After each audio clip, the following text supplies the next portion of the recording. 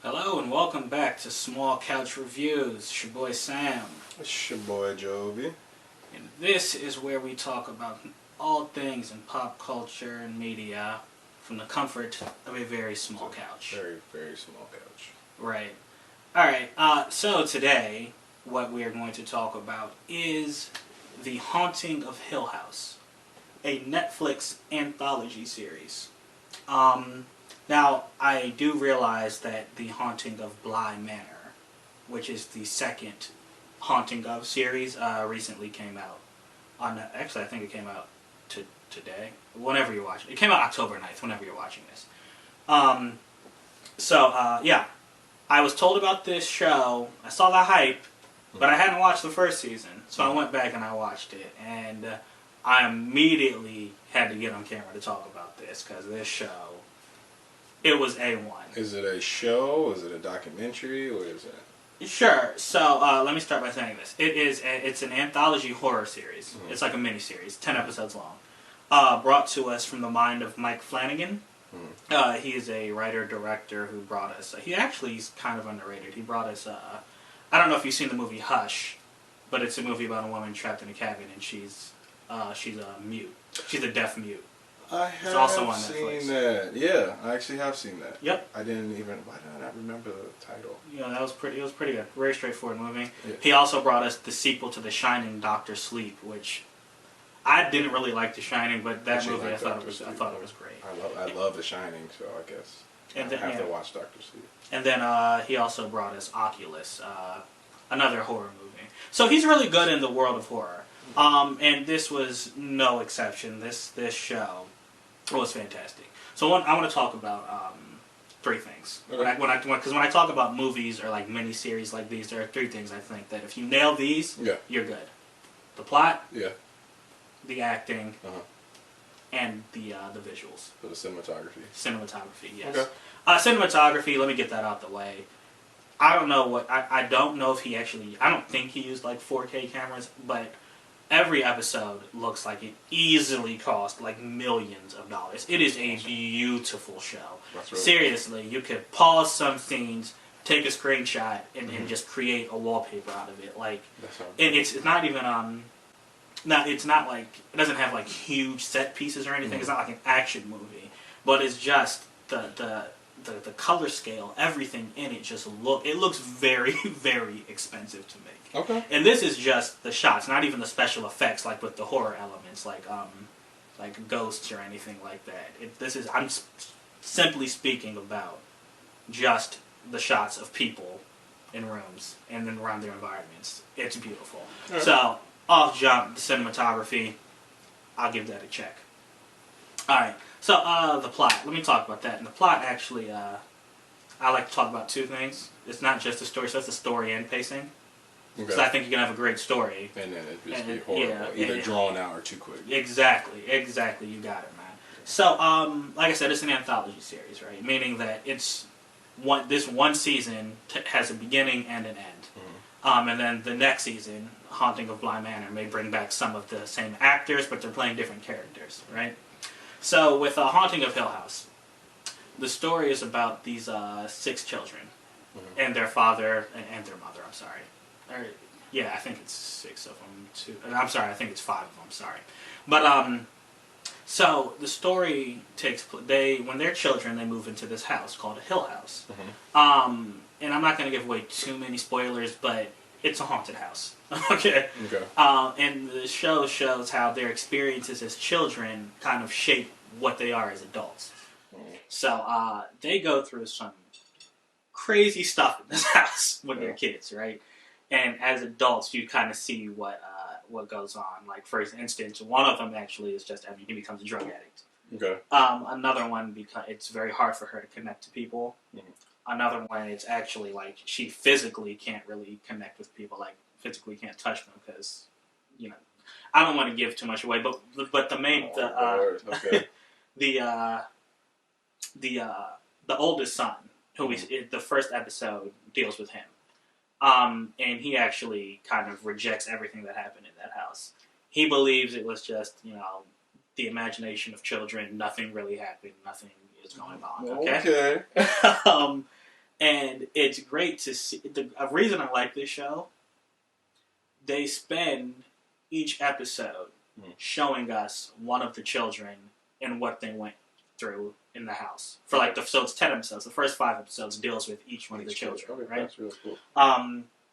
Which leads me to the pacing of the show. It's not like I wouldn't really like it if they were like, all right, here's child number 1.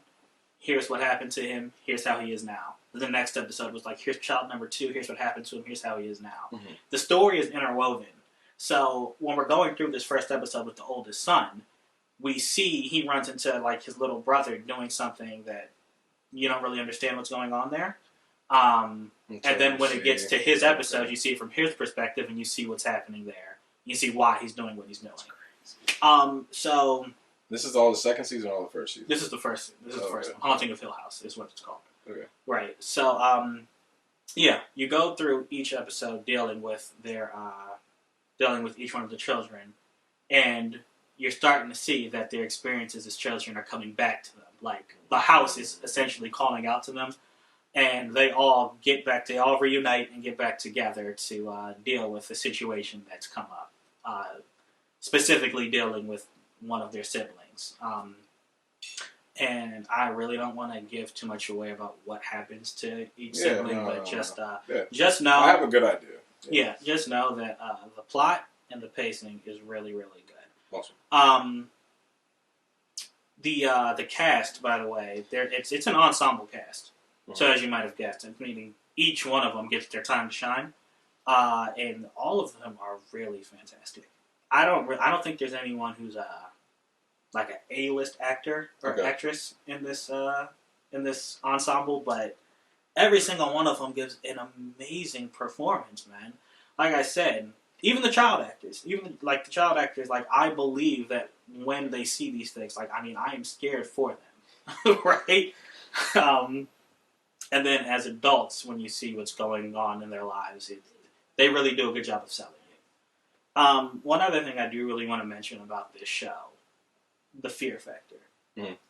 This show is terrifying. The little preview that popped up on my Netflix, I was just like, oh, I'm good. Like I was just watching. I love horror, but it was really late, and I was like, I'm going to be thinking about this all night. Like, I wake up all through the night thinking about Lovecraft Country, but that's a whole nother. Oh, we should talk about that. But so like the type of horror this is, I think it does the best thing that horror does, and it leaves a lot of stuff up to your imagination. Mm-hmm. So it doesn't over rely on jump scares at all, actually. And it's not like a gory mess, like a Saw movie or anything like that. It's not torture porn. It's really just, these characters are in the situation. The house is haunted, and a lot of it is left into your imagination. So, like, you might see a character walking through a hallway. Yeah. You expect that will be a scene where there's a jump scare, but there's not a jump scare. But instead, you see something walking in the background behind them, just like walking, and when they turn around, it's not there. Like, that's the type of thing where your imagination goes wild. Like, what the heck was that? What's going to happen to these people? I like that. I like that a lot. Yeah, man. So I think it was Mike Flanagan did a really good job with these scares. It kind of reminded me of have you seen A Quiet Place? Yes. So yes, I think that movie was rated PG-13. I think it was one of the scariest movies because they actually didn't even show you the monsters that were killing people. For like the first, I think 2/3 of the movie. Right, you just see them to the almost end to end. Yeah, you didn't see them, but you were just terrified of the situation. If you make a sound, you're gonna die. I saw the movie by myself in a theater, very small theater, maybe 5 other people, if that. And I'm eating popcorn. so loudly. I was just like, and I was like, yeah, it's man. Because I was sucked into it. And thanks to COVID, we didn't get to see the sequel this year. Yeah, but maybe next year. But no, so I'm glad you said that. That's what this thing does. It sucks you into it. Yeah. There is a moment. I think it's either the 8th or 9th episode. You will be scared. I'm not gonna. I guarantee you, there is a scene that will make you jump. I promise you. Someone told it to me, and I was like, all right, whatever. I think he even said it's gonna happen and it's going to happen in this location, and you will still be scared. And yeah, that joint made me jump. Yeah, tell me. I want to experience it. Yeah. So it's really good. Okay. Really good. So if I hadn't said it, plot and pacing, check. Yeah. Cinematography, check. Yeah. Acting, fantastic. And I really have to give it up to child actors. That's crazy. Yeah, I have to give it up to Mike Flanagan's wife plays one of the main characters. Oh wow. She's actually the main character from Hush as well. Oh wow. So that's really dope. That he puts his wife in the movies. Yeah. If I had to pick one person to stand out, although all of them were great, I think she stood out the most because she has a very, very emotional scene with her sister, where her and her sister had like a damaged relationship, and she has a really, really powerful scene where I was like, oh, she was just crying and begging for forgiveness, and I was like, wow, this is something serious, man. Like it gave me goosebumps. Okay. So Haunting of Hill House, highly recommended. Definitely go check it out. And I will be watching Haunting of Bly Manor.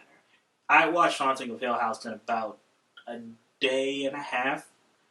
So I'll probably have the same thing for Haunting of Bly Manor. We'll talk about it next episode. Cool.